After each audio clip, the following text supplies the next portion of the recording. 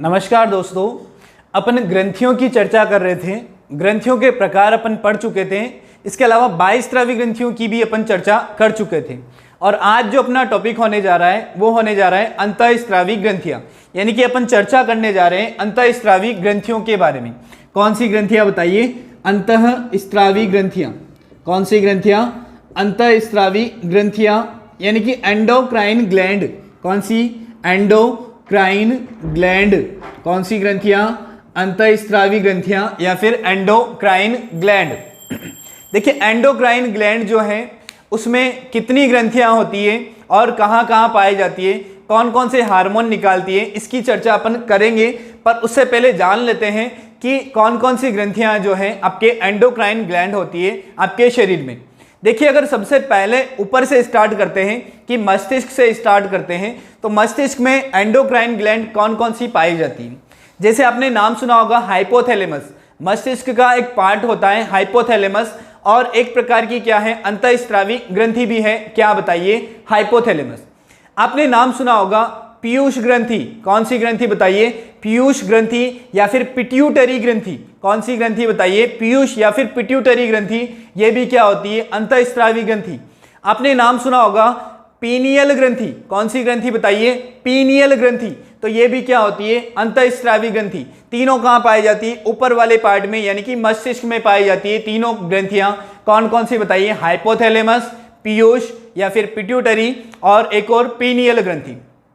इसके बाद अगर चर्चा करते हैं अपन, नीचे की तरफ आते हैं थोड़े, तो ये जो गले वाला जो भाग होता है, गले वाले भाग में कौन कौन सी अंतःस्रावी ग्रंथियां पाई जाती है? गले वाले भाग में एक ग्रंथि पाई जाती है जिसको कहते हैं थायराइड ग्रंथि। कौन सी ग्रंथि बताइए? थायराइड ग्रंथि, या फिर इसी को कहा जाता है आउटू ग्रंथि। कौन सी ग्रंथि बताइए? आउटू ग्रंथि। थायराइड या फिर आउटू ग्रंथि कहां पाई जाती है? गले में पाई जाती है। इसके पीछे की ओर एक ग्रंथि पाई जाती है जिसको कहते हैं पराउटू ग्रंथि। क्या कहा जाता है बताइए? पराउटू ग्रंथि या फिर पैराथायराइड ग्रंथि। पैराथायराइड ग्रंथि भी कहां पाई जाती है बताइए? गले में पाई जाती है। मस्तिष्क में 3, गले में 2। इसके बाद अगर अपन नीचे बढ़ते हैं, तो ये जो आपके फेफड़े वाला जो भाग होता है चेस्ट के पास, यहां पर एक ग्रंथि पाई जाती है जिसको कहते हैं थाइमस ग्रंथि। कौन सी ग्रंथि बताइए? थाइमस ग्रंथि पाई जाती है चेस्ट वाले भाग में। इसके और नीचे चलते हैं अपन, तो आपके जो किडनी होती है, किडनी के ऊपर की तरफ ग्रंथि पाई जाती है जिसको कहते हैं अधिवृक्क ग्रंथि। कौन सी ग्रंथि बताइए? अधिवृक्क ग्रंथि, या फिर कौन सी ग्रंथि बताइए? एड्रीनल ग्रंथि। कौन सी ग्रंथि बताइए? एड्रीनल ग्रंथि। इसके बाद और अंतःस्रावी ग्रंथियों की अगर चर्चा करना चाहें, तो केवल पुरुषों की अगर बात करते हैं कि केवल पुरुषों में कौन सी अंतःस्रावी ग्रंथि पाई जाती है, तो केवल पुरुषों में जो अंतःस्रावी ग्रंथि जो है उसको कहा जाता है वृषण। कौन सी ग्रंथि बताइए? वृषण। वृषण केवल पुरुषों में पाया जाता है, मादाओं में नहीं पाया जाता है। इसके बाद केवल मादाओं की चर्चा करते हैं कि केवल मादाओं में कौन सी अंतःस्रावी ग्रंथि पाई जाती है। तो मादाओं में अंतःस्रावी ग्रंथि पाई जाती है अंडाशय के रूप में। किस रूप में पाई जाती है बताइए? अंडाशय के रूप में। तो अंडाशय पुरुषों में नहीं पाए जाते हैं। अंडाशय केवल और केवल किस में पाए जाते हैं? मादाओं में पाए जाते हैं। तो अपन ने चर्चा करी है कि कौन कौन सी अंतःस्रावी ग्रंथियां होती है, वो एक बार लिख लेते हैं अपन। कि अगर मस्तिष्क की बात करते हैं, तो हाइपोथैलेमस। कौन सी ग्रंथि बताइए? हाइपोथैलेमस ग्रंथि। इसके अलावा और मस्तिष्क में कौन सी ग्रंथि बताइए? मस्तिष्क में पीयूष ग्रंथि। कौन सी ग्रंथि बताइए? पीयूष ग्रंथि। इसके बाद मस्तिष्क में और कौन सी ग्रंथि बताइए? पीनियल ग्रंथि। कौन सी ग्रंथि बताइए? पीनियल ग्रंथि। इसके बाद अगर चर्चा करते हैं अपन गले की ग्रंथियों की, ये तीनों कहां है बताइए? मस्तिष्क वाले पार्ट में है। कौन से पार्ट में? मस्तिष्क वाले में है। इसके बाद गले वाले पार्ट की अगर बात करते हैं, थायराइड। कौन सी ग्रंथि बताइए? थायराइड ग्रंथि। इसके बाद अगर चर्चा करते हैं अपन कि थायराइड के पीछे की और कौन सी ग्रंथि बताइए? पैराथायराइड ग्रंथि। कौन सी ग्रंथि बताइए? पैराथायराइड ग्रंथि। ये दोनों कहां होती है बताइए? गले वाले पार्ट में होती है। इसके बाद चर्चा करते हैं कि चेस्ट में कौन सी ग्रंथि पाई जाती है? चेस्ट वाले भाग में कौन सी ग्रंथि पाई जाती है? थाइमस ग्रंथि। कौन सी ग्रंथि बताइए? थाइमस ग्रंथि। कौन सी ग्रंथि? थाइमस। ये कहाँ पाई जाती है? चेस्ट वाले पार्ट में, चेस्ट वाले पार्ट में। इसके बाद अगर चर्चा करते हैं कि और कौन सी ग्रंथियां, कि वृक्क जो होता है या फिर किडनी जो होता है उसके ऊपर की और कौन सी ग्रंथि बताइए? अधिवृक्क ग्रंथि। कौन सी ग्रंथि बताइए? अधिवृक्क ग्रंथि, या फिर इसी को क्या कहते हैं? एड्रीनल ग्रंथि। कौन सी ग्रंथि बताइए? एड्रीनल ग्रंथि। एड्रीनल ग्रंथि ये कहाँ होती है? वृक्क के ऊपरी भाग में पाई जाती है। इसके अलावा पुरुषों में कौन सी ग्रंथि बताइए? वृषण। एक और ग्रंथि कौन सी होती है बताइए? पुरुषों में, केवल पुरुषों में होती है, क्या कहते हैं? वृषण या फिर टेस्टिस। केवल मादाओं में कौन सी होती है बताइए? अंडाशयी। कौन सी ग्रंथि बताइए? अंडाशयी। केवल किस में पाया जाता है? मादाओं में। कितनी ग्रंथियां होगी? 1 2 3 ग्रंथियां, 4 5 6 7 8 और 9 ग्रंथियां। 9 ग्रंथियां ऐसी होती है जो कहां पाई जाती है? क्या कौन से प्रकार की ग्रंथियां होती है? अंतःस्रावी ग्रंथियां होती है। आपको याद क्या रखना है? केवल और केवल 6 ग्रंथियों के नाम याद रखने हैं। कौन सी वाली? बाह्यस्रावी ग्रंथियों के। और एक कौन सा याद रखना है? मिश्रित ग्रंथि का नाम याद रखना है, अग्नाशय ग्रंथि। बाकी ये ऑटोमेटिक याद रह जाती है, इनको याद करने की आवश्यकता नहीं है कि अंतःस्रावी ग्रंथियां कौन कौन सी होती है। क्वेश्चन बराबर पूछा जाता है कि निम्न में से कौन सी अंतःस्रावी ग्रंथियां हैं, कौन सी बाह्यस्रावी ग्रंथियां हैं, या फिर कौन सी मिश्रित ग्रंथियां हैं। तो आपको ये सारी चीजें याद रखनी है कि कौन सी अंतःस्रावी है, कौन सी बाह्यस्रावी है और कौन सी मिश्रित है। देखिए दोस्तों, अपन सबसे पहले पढ़ने जा रहे हैं एक अंतःस्रावी ग्रंथि जिसका नाम है हाइपोथैलेमस। हाइपोथैलेमस बेसिकली आगे का जो मस्तिष्क होता है, यानी कि अग्र मस्तिष्क, उसका एक भाग होता है जिसको क्या कहा जाता है? हाइपोथैलेमस। ये क्या है? एक अंतःस्रावी ग्रंथि भी है। अंतःस्रावी ग्रंथि क्यों कहा जाता है? क्योंकि इससे निकलने वाले जो पदार्थ होते हैं वो पीयूष ग्रंथि पर नियंत्रण रखते हैं। कौन सी ग्रंथि पर नियंत्रण करेंगे बताइए? पीयूष ग्रंथि पर। इसीलिए इसको हेडमास्टर ग्रंथि भी कहा जाता है। कौन सी ग्रंथि कहा जाएगा बताइए? हेडमास्टर ग्रंथि कहा जाएगा। जबकि पीयूष ग्रंथि जो होती है उसको कहा जाएगा मास्टर ग्रंथि। तो इसका नाम आपको याद रखना है कि हाइपोथैलेमस है और इसको क्या कहा जाता है? हेड मास्टर ग्लैंड कहा जाता है। क्या कहते हैं बताइए? हेड मास्टर ग्लैंड किसको कहा जाता है? हाइपोथैलेमस को कहा जाता है हेड मास्टर ग्लैंड। ये क्या है बताइए? मस्तिष्क का भाग है। कौन से मस्तिष्क का? अग्र मस्तिष्क का भाग होता है। अग्र मस्तिष्क का भाग होता है। क्या बताइए? हाइपोथैलेमस। इसके अलावा और क्या क्या याद रखना है? कि ये अग्र मस्तिष्क का भाग होता है और मस्तिष्क का कार्य क्या होता है? किसी भी चीज पर नियंत्रण रखना। तो ये किन चीजों पर नियंत्रण रखता है हाइपोथैलेमस, वो भी आपको याद रखना है कि ये भावनाएं जो होती है, आपकी जो संवेदनाएं होती है उनको कंट्रोल करता है। जैसे मनोभावनाओं को कंट्रोल करता है, मनोभावनाओं पर नियंत्रण रखता है। मनोभावनाओं पर क्या करता है बताइए? नियंत्रण करता है। जैसे मनोभावनाएं देखना चाहें तो कौन कौन सी हैं? जैसे किसी को सुख का अनुभव हो रहा है, किसी को दुख का अनुभव हो रहा है, किसी को किसी के प्रति क्रोध आ रहा है, किसी को किसी से ईर्ष्या का भाव हो रहा है। ये सारी जो मनोभावनाएं हैं इन सभी को नियंत्रण कौन करता है बताइए? हाइपोथैलेमस करता है। बताइए पीयूष ग्रंथि पर नियंत्रण भी कौन रखता है? हाइपोथैलेमस रखता है। इसीलिए इसको क्या कहा जाता है? हेडमास्टर ग्लैंड कहा जाता है। तो आपको याद रखना है क्या करेगा? पीयूष ग्रंथि पर नियंत्रण रखेगा।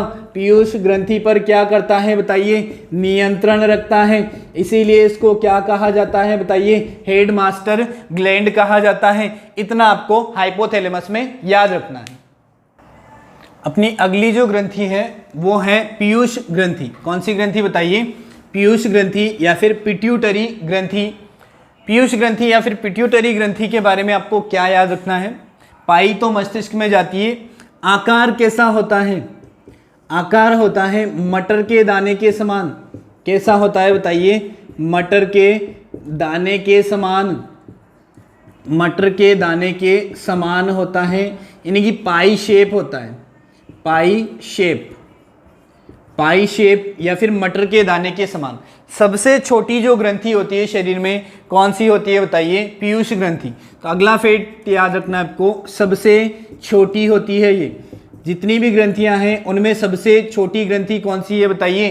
पीयूष ग्रंथि होगी। इसके अलावा इसके बारे में और क्या याद रखना है कि इसको कहा जाता है मास्टर ग्लैंड। क्या कहते हैं बताइए? मास्टर ग्लैंड कहते हैं। मास्टर ग्लैंड क्यों कहा जाता है? क्योंकि ये अन्य सभी ग्रंथियों पर नियंत्रण रखती है। इसके अलावा इसमें और याद रखना है आपको कि इस ग्रंथि से जो हार्मोन निकलते हैं उनको कहा जाता है पिट्यूटराइन हार्मोन। कौन से हार्मोन निकलते हैं बताइए? पिट्यूटराइन हार्मोन। पिट्यूटराइन हार्मोन। ये जो पिट्यूटराइन हार्मोन है ये संयुक्त रूप में कहा जाता है इससे निकलने वाले हार्मोनों को। इससे जितने भी हार्मोन निकलते हैं उनको संयुक्त रूप में क्या कहा जाता है? पिट्यूटराइन हार्मोन कहा जाता है। अब इसमें देखेंगे अपन कि इस ग्रंथि से कौन कौन से हार्मोन का स्त्रवण होता है। तो सबसे पहले आपको याद रखना है पिट्यूटराइन हार्मोन में सबसे जो पहला हार्मोन आता है उसको कहते हैं वृद्धि हार्मोन। क्या कहते हैं बताइए? वृद्धि हार्मोन, या फिर इसी को इंग्लिश में कहते हैं ग्रोथ हार्मोन, GH। क्या कहा जाता है? ग्रोथ हार्मोन या फिर GH कहा जाता है। इसमें आपको याद रखना है कि ये हार्मोन जब अधिक मात्रा में निकलता है इसकी अधिकता से भी रोग हो जाता है, और जब कम मात्रा में निकलता है यानी कि इसकी कमी से भी क्या हो जाता है? रोग हो जाता है। अधिक मात्रा में निकलेगा तो शरीर की लंबाई से संबंधित होता है, शरीर की वृद्धि से संबंधित होता है। शरीर की वृद्धि बहुत ज़्यादा हो जाती है, और शरीर की वृद्धि ज़्यादा हो जाती है यानी कि शरीर का आकार बिगड़ जाता है, भीम भैया के जैसा नजर आता है, भीमाकाय हो जाता है, या फिर महाकाय हो जाता है, या फिर अतिकाय हो जाता है। यानी कि उसकी लंबाई क्या हो जाती है? बहुत ज़्यादा बढ़ जाती है।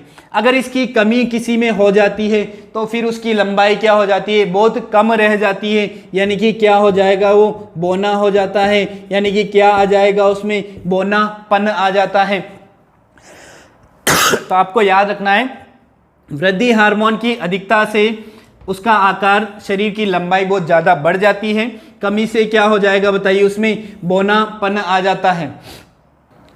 इससे जो दूसरा हार्मोन निकलता है उसको कहते हैं ADH। क्या कहा जाता है? ADH, यानी एंटी ड्यूरेटिंग हार्मोन। इसी को कहा जाता है वैसोप्रोसिन। क्या कहा जाता है? वैसोप्रोसिन कहा जाता है। इसका क्या कार्य होता है? शरीर में जल का संग्रहण करना, या फिर शरीर में जल का संतुलन बनाना। शरीर में जल का संग्रहण, शरीर में क्या करेगा बताइए? जल का संग्रहण करेगा।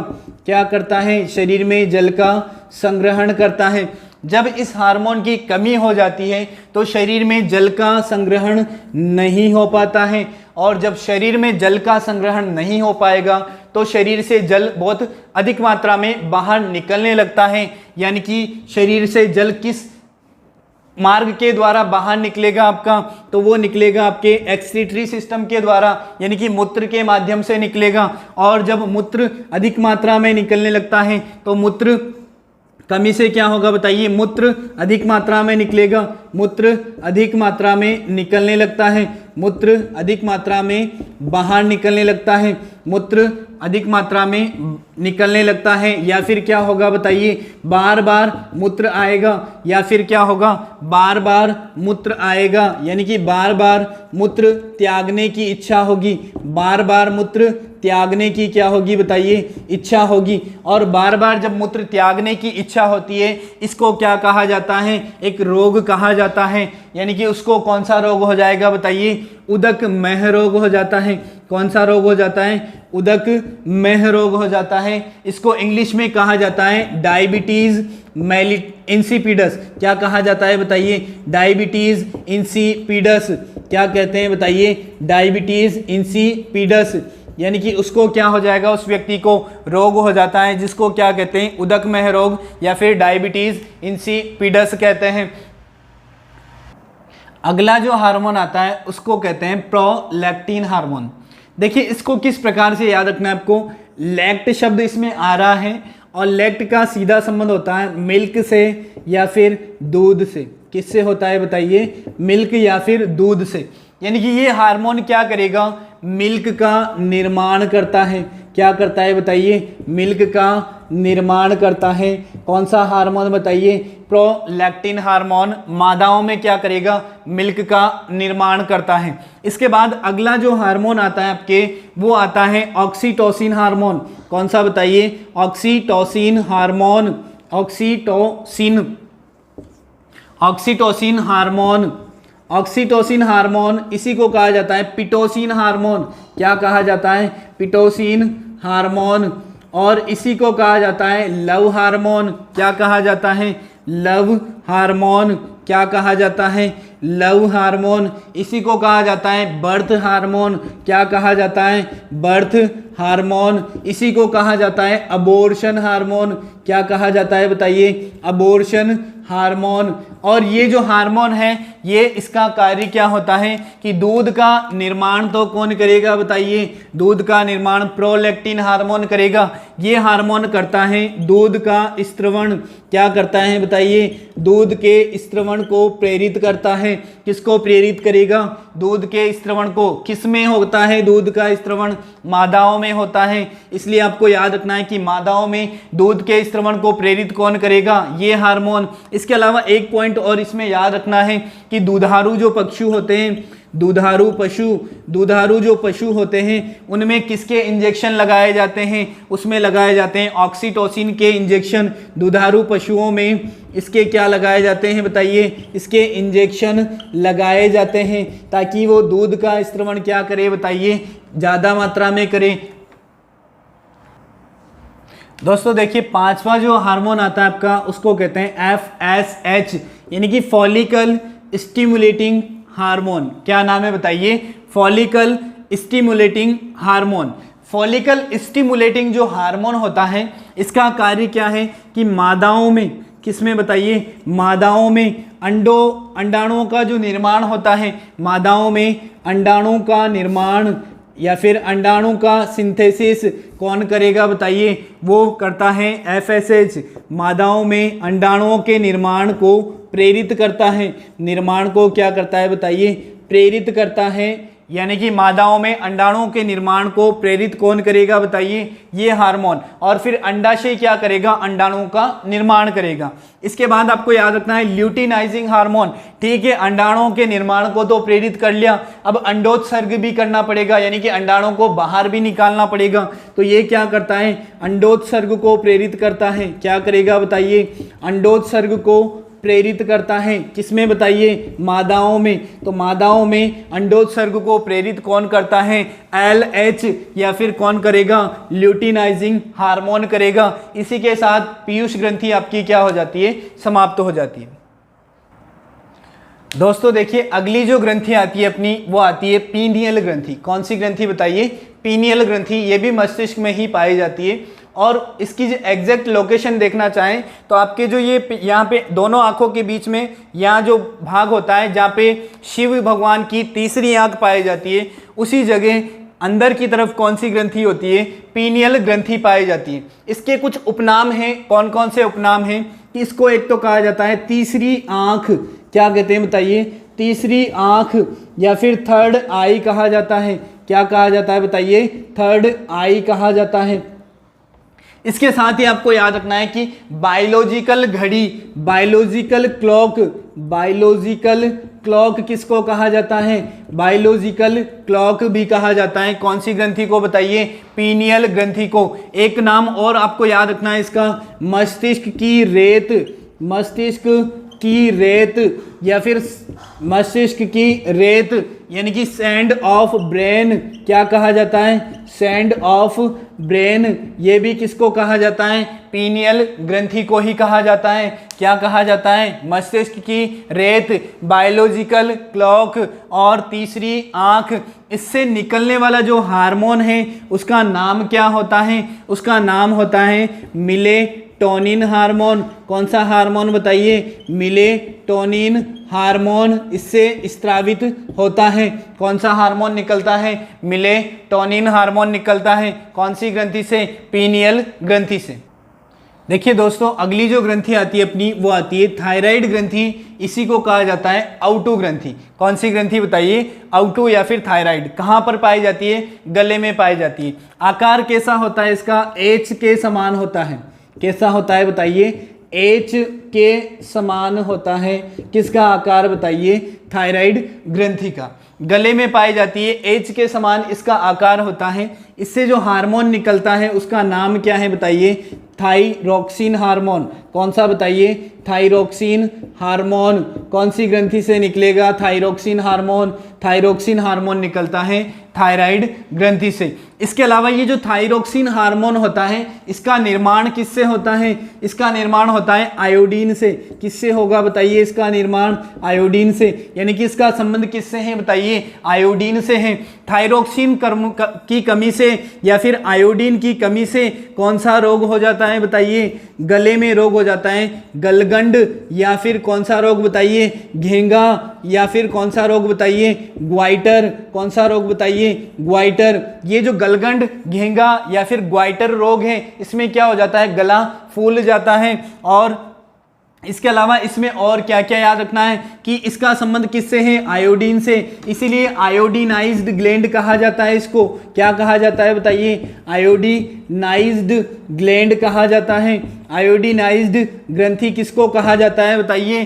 थायराइड ग्रंथि को। आउटो ग्रंथि भी थायराइड ग्रंथि को। इसके अलावा आपको याद रखना है कि इसमें इन्फेक्शन जो होता है वो बहुत जल्दी हो जाता है। इसमें जल्दी इन्फेक्शन हो जाता है कि इसमें थोड़ा भी इन्फेक्शन हुआ और जल्दी हुआ फिर क्या करेगी? पूरी ग्रंथि क्या हो जाएगी? समाप्त हो जाएगी। इस रोग को कहा जाता है हाशिमोटो रोग। इसमें क्या हो जाता है? इसमें इन्फेक्शन हो जाता है। इसमें इन्फेक्शन हो जाता है और ये क्या हो जाती है? पूरी ग्रंथि समाप्त हो जाती है। इसमें इन्फेक्शन होने पर ये स्वयं नष्ट हो जाती है। ये स्वयं नष्ट हो जाती है। स्वयं नष्ट हो जाती है, जिसे क्या कहते हैं बताइए? हाशिमोटो रोग कहते हैं। क्या कहते हैं? हाशिमोटो रोग कहा जाता है। ये ग्रंथि स्वयं खुद को नष्ट कर लेती है, इसीलिए इसको क्या कहते हैं? सुसाइडल ग्लैंड कहते हैं। क्या कहा जाता है इसी को? सुसाइडल ग्लैंड कहा जाता है। कौन सी ग्रंथि को बताइए? थायराइड को। तो थायराइड के नाम आपको स्पेशली याद रखने हैं। आउटो ग्रंथि, सुसाइडल ग्लैंड, आयोडीनाइज्ड ग्लैंड, गलगंड, घेंगा या फिर ग्वाइटर का संबंध। इसके अलावा हाशिमोटो रोग का संबंध, थाइरोक्सिन हार्मोन और आकार कैसा बताइए? एच के समान।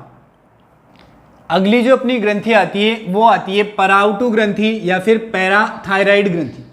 देखिए, पराउटो या फिर पैराथायराइड थायराइड के पीछे की ओर पाई जाती है, इसीलिए इसको पैराथायराइड या फिर पराउटो ग्रंथि कहा जाता है। इससे जो निकलने वाला हार्मोन है उसको कहा जाता है पैराथार्मोन। क्या कहते हैं बताइए? पैराथार्मोन। या फिर क्या कहा जाता है? पैराथाइरोक्सिन हार्मोन। पैराथाइरोक्सिन हार्मोन। पैराथाइरोक्सिन हार्मोन। थायराइड से कौन सा था? थाइरोक्सिन। और इससे कौन सा है बताइए? पैराथाइरोक्सिन या फिर पैराथार्मोन। अगली जो ग्रंथि आती है आपकी थाइमस ग्रंथि। ये पाई कहाँ जाती है? चेस्ट वाले भाग में पाई जाती है। कौन सी ग्रंथि बताइए? थाइमस ग्रंथि। थाइमस ग्रंथि के बारे में आपको क्या याद रखना है कि इससे हार्मोन कौन सा निकलेगा? थाइमोसिन निकलता है। कौन सा हार्मोन बताइए? थाइमोसिन हार्मोन निकलेगा। कौन सी ग्रंथि से? थाइमस ग्रंथि से। थाइमोसिन हार्मोन जो है इसका कार्य किससे संबंधित होता है या फिर थाइमस ग्रंथि का कार्य किससे संबंधित होता है? ये प्रतिरक्षा तंत्र के निर्माण में सहायता करती है। क्या करती है बताइए? प्रतिरक्षा तंत्र के निर्माण में सहायक होती है। प्रतिरक्षा तंत्र के निर्माण में क्या होगी बताइए? सहायक होती है। कौन सी ग्रंथि बताइए? थाइमस ग्रंथि। प्रतिरक्षा तंत्र के निर्माण में किस प्रकार से सहायक होती है कि अपन पढ़ते हैं WBC के बारे में। WBC जो होती है उनका निर्माण तो अस्थि मज्जा में होगा, पर उनमें परिपक्वता कहाँ पर आती है, थाइमस ग्रंथि में जब WBC आ जाती है तो उनमें क्या होती है, परिपक्वता आ जाती है। और इसीलिए इसका संबंध किससे है बताइए, प्रतिरक्षा तंत्र से होता है। प्रतिरक्षा तंत्र का निर्माण करती है और ये जो इसके विकास का क्रम है बच्चों में सबसे अच्छा होता है, यानी कि थाइमस ग्रंथि सबसे ज़्यादा विकसित किस में होती है, छोटे बच्चों में होती है या फिर नवजात शिशु में होती है। जैसे जैसे उम्र बढ़ती है इसके विकास का क्रम क्या होता जाता है, कमज़ोर होता जाता है, विकास का क्रम कमज़ोर होता जाता है। इसीलिए बच्चे क्या होते हैं बताइए, बच्चों में अच्छी विकसित होने के कारण कम बीमार पड़ते हैं। तो आपको याद रखना है कि थाइमस ग्रंथि किस में सबसे ज़्यादा विकसित होती है, तो बच्चों में सबसे ज़्यादा विकसित होती है। बच्चों में क्या होती है बताइए, विकसित होती है। कौन सी ग्रंथि बताइए, थाइमस ग्रंथि। अगली ग्रंथि जो आती है अधिवृक्क ग्रंथि या फिर एड्रिनल ग्रंथि। अधिवृक्क या फिर एड्रिनल ग्रंथि के बारे में आपको क्या याद रखना है कि यहाँ पे अधि शब्द आ रहा है और वृक्क, वृक्क का मतलब होता है किडनी। किडनी के अधि का मतलब क्या होता है, ऊपर वाला भाग, यानी कि किडनी के कौन से भाग में पाई जाती है ये, तो ऊपर वाले भाग में। तो वृक्क के ऊपरी भाग में पाई जाती है। कहाँ पाई जाएगी बताइए, ऊपरी भाग में। कौन सी ग्रंथि बताइए, अधिवृक्क ग्रंथि पाई जाती है। वृक्क या फिर किडनी के ऊपरी भाग में पाई जाती है। देखिए हार्मोन, इससे अगर बात करते हैं कि कौन सा हार्मोन निकलता है तो एड्रिनल से आपको याद रखना है एड्रीनलीन हार्मोन। कौन सा हार्मोन बताइए, एड्रीनलीन हार्मोन। कौन सी ग्रंथि निकालती है, एड्रीनलीन हार्मोन। एड्रीनलीन हार्मोन निकालेगी एड्रीनल ग्रंथि। ये एड्रीनलीन जो हार्मोन है इसके कुछ नाम होते हैं, जैसे 3F हार्मोन किसे कहा जाता है, या फिर करो या मरो हार्मोन किसे कहा जाता है, तो करो या मरो हार्मोन इसी को कहा जाता है। और इसके अलावा 3F हार्मोन किसको कहा जाता है, तो 3F हार्मोन भी इसे कहा जाता है। 3F हार्मोन किसे कहा जाता है, एड्रीनलीन हार्मोन को कहा जाता है। 3F का देखिए यहाँ पे अलग अलग मतलब होता है। 3F का फुल फॉर्म भी आपको याद रखना है कि पहला जो F होता है इसका मतलब होता है फियर। क्या होता है बताइए, फियर, यानी कि डर लगना, यानी कि क्या होना बताइए, डरना। क्या होता है, फियर या फिर डरना। दूसरा जो F होगा इसका मतलब होगा फाइट। क्या होता है बताइए, फाइट। फाइट का मतलब होता है लड़ना या फिर क्या होगा बताइए, लड़ना। और इसके अलावा तीसरा जो F होता है, तीसरे जो F का मतलब होगा वो होता है फ्लाइट। क्या होगा बताइए, फ्लाइट। और फ्लाइट का संबंध किससे होता है, उड़ना या फिर भागना। क्या होता है इसका संबंध, भागना। यानी कि ये हार्मोन क्या कहलाता है, 3F hormone, fear, fight and flight. देखिए ये हार्मोन कब ज़्यादा मात्रा में सिक्रेट होने लगता है वो आपको याद रखना है कि इमरजेंसी जो कंडीशन आती है, यानी कि संकटकालीन परिस्थिति होती है, उसमें क्या होता है, ये हार्मोन ज़्यादा मात्रा में निकलने लगता है। इसीलिए इस हार्मोन को क्या कहते हैं, करो या मरो हार्मोन भी कहते हैं। इसीलिए इसको क्या कहते हैं, 3F हार्मोन। देखिए संकटकालीन परिस्थिति आने पर कौन कौन सी कंडीशनें आती है कि सबसे पहले क्या होगा बताइए, डर लगने लगेगा आपको। डर लगने के बाद क्या होगा बताइए, उस चीज को फेस करने की क्षमता डेवलप हो सकती है, या फिर क्या हो सकता है बताइए, उस चीज को अवॉइड करने की क्षमता डेवलप हो सकती है, यानी कि वहां से क्या कर जाओगे आप, पलायन कर जाओगे। जैसे उदाहरण से समझते हैं कि मान लीजिए आपने अचानक से शेर को देख लिया, शेर को देखते ही क्या हुआ, आपको डर लगने लगा। फिर क्या हुआ, आपने सोचा कि मैं शेर से लड़ सकता हूं क्या, नहीं लड़ सकते, तो फिर क्या करोगे बताइए, भागने का सोचोगे, यानी कि पेड़ पे चढ़ोगे या फिर भाग जाओगे। इसीलिए इसको क्या कहते हैं बताइए, 3F हार्मोन या फिर क्या कहते हैं बताइए, करो या मरो हार्मोन कहा जाता है। देखिए अगली जो ग्रंथि आती है आपकी वृषण। वृषण को क्या कहा जाता है, टेस्टिस कहा जाता है। वृषण केवल और केवल किस में पाए जाते हैं, केवल और केवल नर में पाए जाते हैं, मादाओं में वृषण नहीं पाए जाते हैं। वृषण से कौन कौन से हार्मोन निकलते हैं, तो आपको याद रखना है वृषण से निकलता है टेस्टोस्टेरोन हार्मोन। कौन सा हार्मोन बताइए, टेस्टोस्टेरोन हार्मोन। किससे निकलेगा बताइए, वृषण से निकलता है। टेस्टोस्टेरोन हार्मोन का कार्य क्या होता है बताइए, नर के लैंगिक लक्षणों के लिए जिम्मेदार होता है। किसके लिए जिम्मेदार होगा? नर के लैंगिक लक्षणों के लिए जिम्मेदार होगा। नर के लैंगिक लक्षणों के लिए जिम्मेदार होगा। कौन सा हार्मोन बताइए? Testosterone hormone. इसके अलावा और क्या याद रखना है कि नर के लैंगिक लक्षण क्या क्या हो सकते हैं? जैसे दाढ़ी मूंछ का आना, और बताइए आवाज का भारी होना, ये सारे नर के क्या होते हैं? लैंगिक लक्षण होते हैं। किससे आएंगे बताइए? टेस्टोस्टेरोन हार्मोन से। वृषण का एक कार्य और क्या होता है? शुक्राणुओं का निर्माण भी कौन करता है? वृषण करता है। तो एक और कार्य क्या होगा इसका? शुक्राणुओं का निर्माण करना। क्या होगा बताइए? शुक्राणुओं का निर्माण। शुक्राणुओं का निर्माण कौन करता है? वृषण करता है। इसके बाद आपके जो अगली ग्रंथि आती है अंडाशय। अंडाशय को ओवेरी कहा जाता है।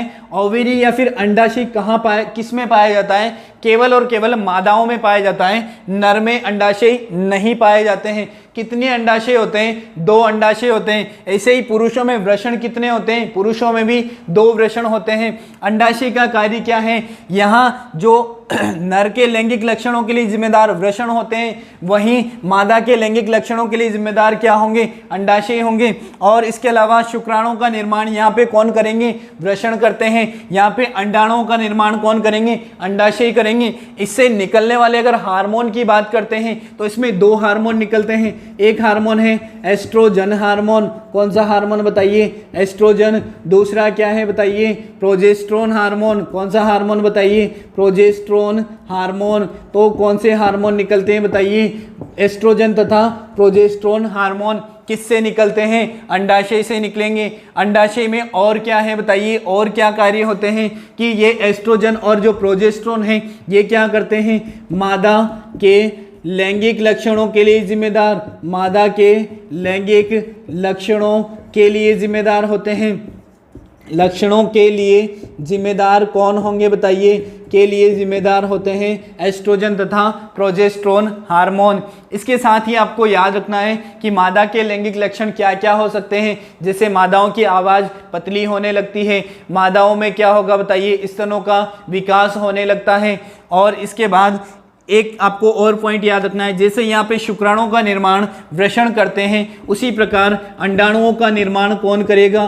कि अंडाणुओं का जो निर्माण करता है, अंडाणुओं का निर्माण वो करता है अंडाशय। अंडाणुओं का निर्माण कौन करता है बताइए? अंडाशय करता है। अंडाणुओं का निर्माण किस में होता है? केवल और केवल मादाओं में होता है। शुक्राणुओं का निर्माण किस में होगा? केवल और केवल नर में होता है। और इसी के साथ अपन ने क्या पढ़ा अभी तक? अपन ने अंतःस्रावी ग्रंथियों के बारे में आज चर्चा की है, यानी कि एंडोक्राइन ग्लैंड्स के बारे में पढ़ा है। इससे पहले अपन बाह्यस्रावी ग्रंथियां और इसके अलावा ग्रंथियां क्या होती है, कितने प्रकार की होती है, उसकी चर्चा कर चुके हैं। पीछे के वीडियो अगर आपने नहीं देखे हो तो उनको जाकर देखिए। एंड चैनल को लाइक, शेयर और सब्सक्राइब कीजिए। Thank you very much.